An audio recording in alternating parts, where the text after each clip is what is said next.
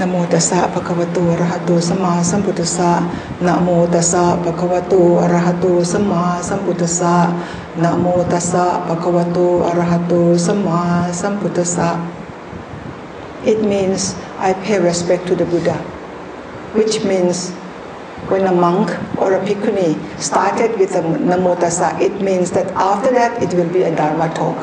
It is not just you are conversing with a bhikkhuni. It is not casual talk, but it is supposed to be a Dharma talk. I meant to continue from last night, but I see the audience, we have some new faces, the Thai audience, so I had to change the topic. So you have to come again. The Sri Lankan, you have to come again. Come with your friends. And I will continue with the second chapter of what we were talking last night. Just now, just before I came here, when you were chanting, I was meditating. And I was in a very strange experience. I had a very strange experience of being completely disconnected with the surrounding. It is something like death. That is to die from the circumstances around you. So then I switch over to talk to you about death. คุณแม่ขออนุญาตพูดเป็นภาษาอังกฤษก่อนนะคะเดี๋ยวจะกลับมาแปลภาษาไทยให้ฟัง It's very interesting. This is how I explain death. You have D, E, A, T, H. D stands for me. For you it might stand for something else, but for me, D stands for definite. Isn't it beautiful that it is definite for all of us that we have to die, whether you like it or not, whether you are rich or poor. That's why I said it's beautiful, because during life you may feel that that this is not fair. Why is that person is like this? Why is this person like this? But when death comes, equal. So death is definite.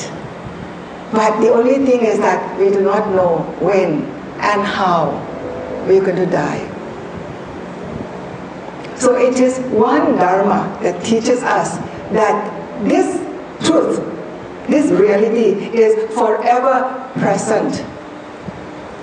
We always think that we are born and then continue on living until you die.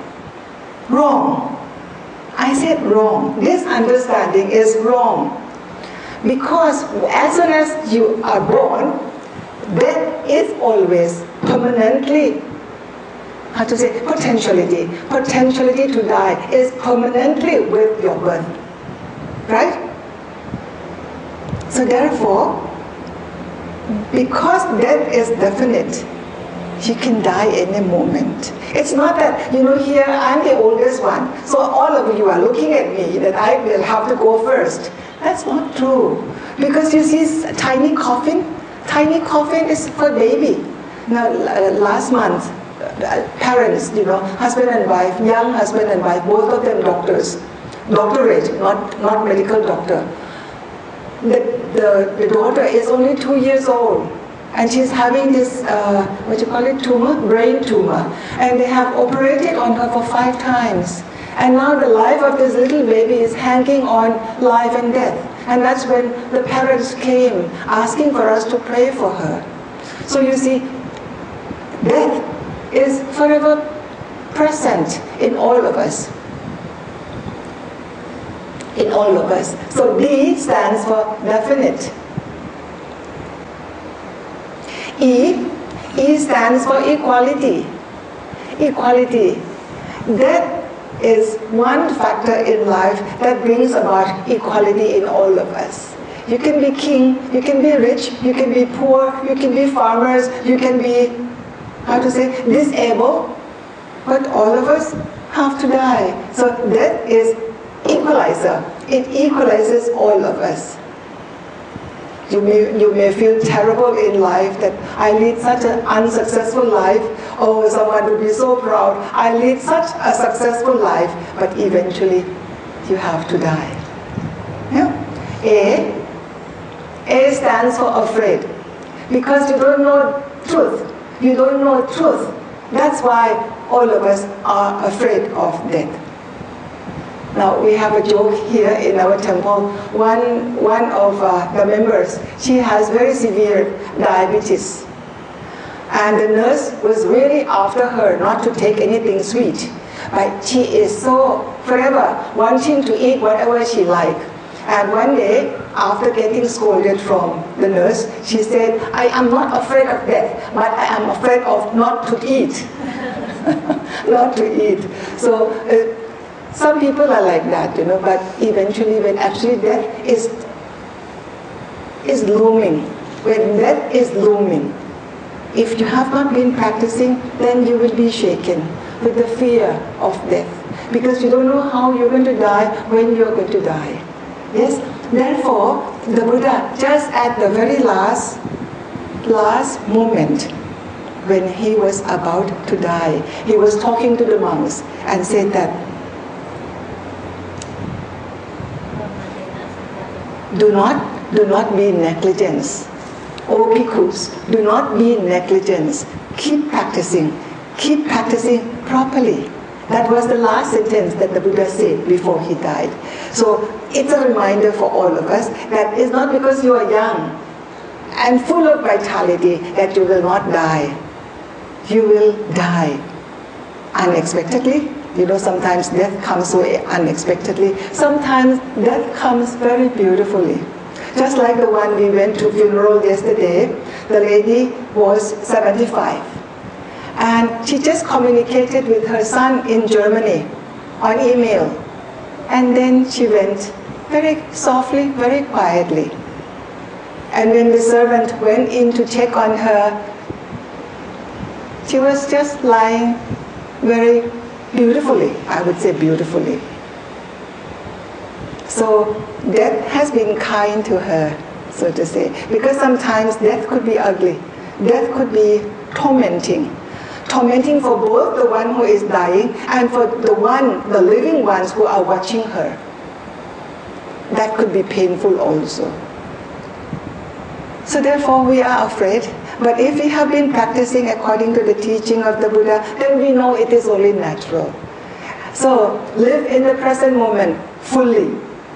Not to be afraid of death, but live when you are living. Live fully, beautifully, in goodness. In goodness. Then the next one is what? T, time. Time. Pata nahi? You don't know time. You don't know when you're going to die. Nobody knows. Nobody knows when you're going to die. Therefore, all of us have to be even more urgent in our practice. H is how.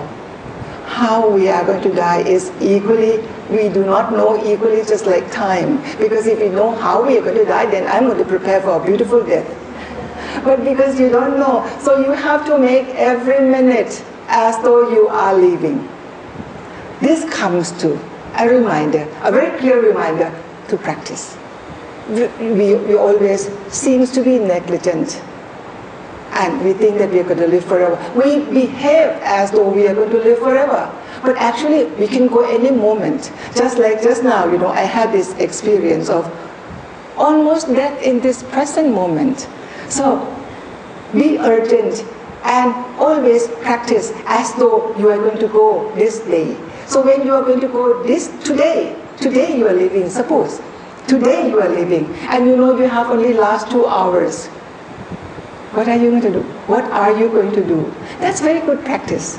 Very good practice. You leave away many things. I need to go shopping. You don't need shopping anymore. 2 hours you're going to leave from now. What kind of shopping would you like to do? What would you like to do when you have this last 2?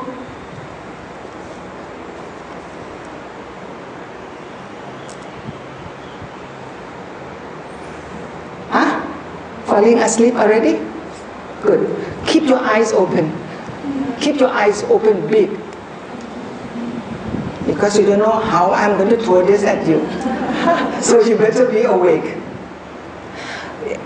So therefore, we tend to be negligent and we tend to think that death is far away. Death is for somebody else. Yeah, some of us behave like that, as though death is for somebody else and not for us. So therefore we have to come back and really be mindful. Now, whenever mother always talk about death, she is what you call it, specialist. She is specialist on death. The practice is to always keep this mind always wholesome. When you keep your mind always wholesome, anytime when you go, anytime when you have to go knowingly or unknowingly, you go with this wholesome mind. Wholesome mind. You remember the story I told you about cows, the white cows and the black cows? Priya, you remember the story? It's like this. The last moment, Rachel, the last moment when you leave, it is compared to a big herd of cows. You have both white and black cows. But the gate is only one. And only one cow could get out at one time. And when the gate is open, meaning you're not opening it, somebody else is opening from outside. When the gate is open, only one cow could get out at a time. So, if the white cow gets out, you go to a better realm. If the black cow gets out, you go to lower realm. Lower realm of existence could be hell. Our practice then, to increase the white cows, because we don't know when this gate is going to open. And make sure that you have lots of white cows, particularly staying at the gate, so that when the gate is open, the white cow get out. That is the practice with our mind. How to keep this mental formation always with goodness, with wholesomeness, so that to make sure when you die, because we don't know when we're going to die, the white cow gets out, and then we go to a better realm. So that's why I always talk about this white cow and black cow, and I always talk about this forever presence of death here with our breathing. As you breathe in, life. As you breathe out, death. Death is with breathing out. Watch at a dying person. A dying person does not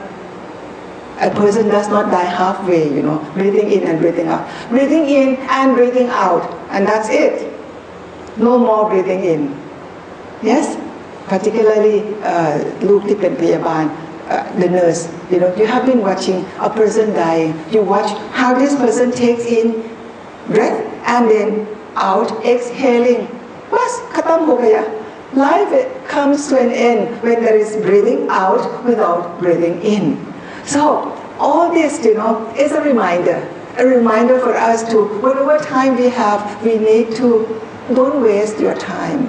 Don't waste your time. Don't waste your time getting angry. Don't waste your time crying about the burned house. This is my sister. The house is burned. Priya? The house is burned. Khatam ho gaya. Right? It's already gone. Finish. We start with what is in the present. เราจึงอยู่กับขณะปัจจุบัน ถ้าคุณโยมอยู่กับขณะปัจจุบันไม่พอ ก็จะร้องไห้ไปถึงอดีต ที่มันผ่านไปแล้วไม่มีประโยชน์ที่จะร้องไห้ไปถึง There's no use to cry about what you call in English spilled milk. The milk is already gone. House is gone. But you can always start a new house. So don't cry for something that already happened. It's already gone. Be in the present. Be in the present. Prepare the present for a better future. That is the practice. That is the practice.